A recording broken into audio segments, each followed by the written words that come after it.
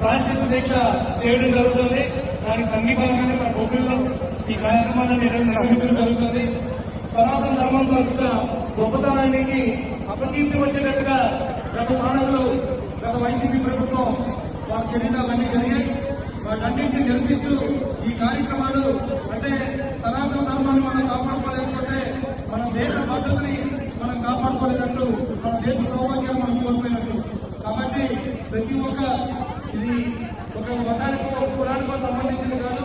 సనాతన ధర్మం అంటే ఈ మట్టిలోనే ఉంది, ఈ నేలలో ప్రతి అణువులో ఉంది. కాబట్టి ఇక్కడ క్రిస్టియన్ అయినా, ముస్లిం అయినా, హిందూ అయినా ప్రతి ఒక్కరు కూడా మూలం సనాతన ధర్మం నుంచి వచ్చింది. కాబట్టి ఆ ధర్మాన్ని కాపాడుకోవాల్సిన బాధ్యత ప్రతి ఒక్కరికి ఉంటుంది.